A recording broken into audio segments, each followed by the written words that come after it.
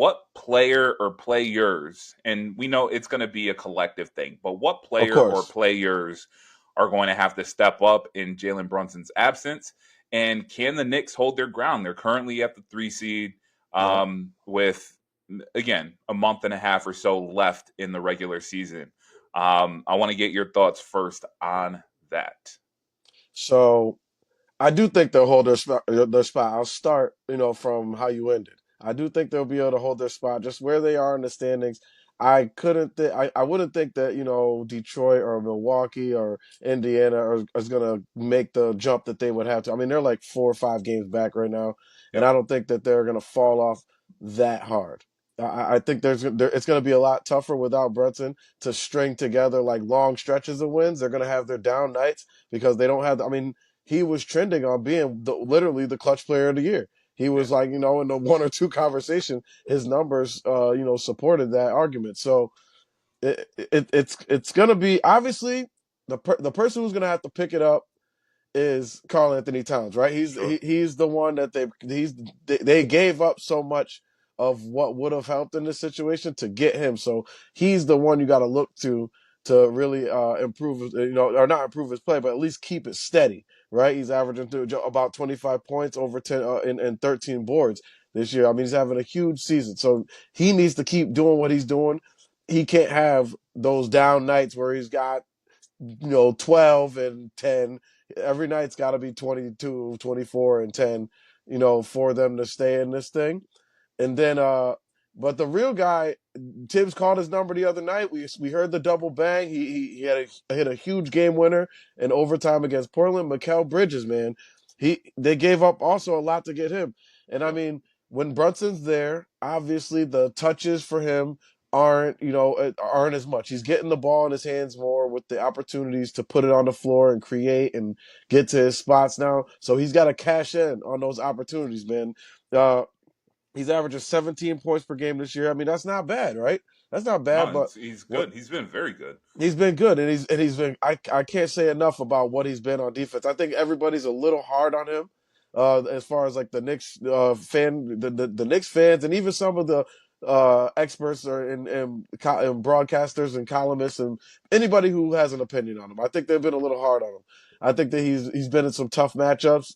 I think that he's made well, no, I know that he's made a bunch of big plays defensively for them that have won them some games this year. He had a block against Brooklyn. He had a steal, I think, against Philadelphia. Like, I mean, he's making plays all over the place. He had a block against Chicago. He had another great play against Memphis. He's really been playing well in that regard. But offensively is where I need to see him getting that confidence out of the gate. Doing those little mid rangers. He was just picking Portland apart from the mid range and on the way to 33 points. So I think yes, Cat has to be great, but he's been great. We just need him to keep being great. The Absolutely. guy who has to step up their play is Mikal Bridges. He's the one I think the next closest thing to Brunson as far as like a guard who could put it on the floor and create and make their own plays. So he's who I'm looking for to really step his game up in this coming month. Yeah, I went to the exact same place as you. Cat, Yeah, obviously, him and Brunson, they're kind of the 1-2 punch. So the expectation is that he's going to get more touches. He's got to be consistent, like you were saying. We need exactly what you've been giving us, maybe a little bit more. If you're averaging, what's Cat averaging on the season? 24 So points, 13 rebounds. so if he's at 24 and 13, I mean, you're probably hoping he can give you 26, I'm 28, hoping he and can get to 13. 27 or something like that. Yeah, Yeah. But again, I mean, you'll happily take 24 and 13 every night if you can heck get yeah, it from him.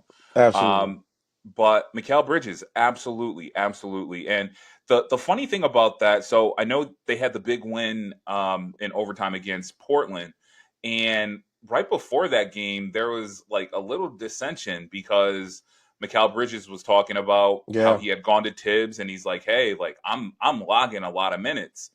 And Tibbs came out, he's like, "No, that conversation never happened." And, winning masks a lot of things. So as long as they continue to win, I don't think yeah. anybody's really going to make a big deal about minutes or, you know, large minutes or anything like that.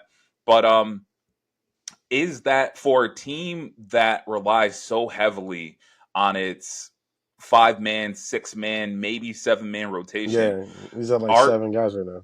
are you concerned with Jalen Brunson being out and, either those minutes picking up, or, you've got some other guys, maybe less experienced guys coming off the bench that are going to have to log larger minutes and really play a role moving Yeah. forward?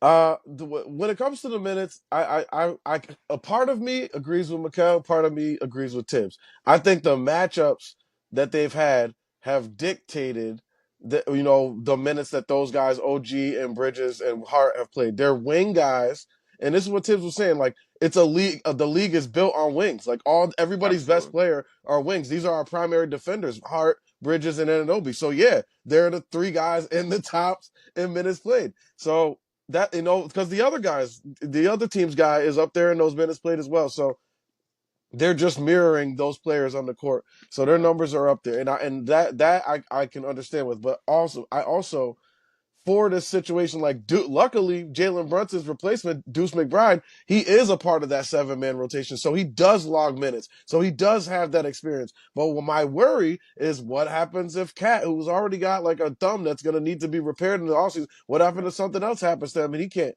And then you only got behind him, Precious Achua and Mitch and one other guy who barely plays. And that's what I'm looking at. I want these guys to be prepared for when their number is called because we don't know what's coming injury wise or anything down the line. So it's best to be prepared by using them in regular season games. Now,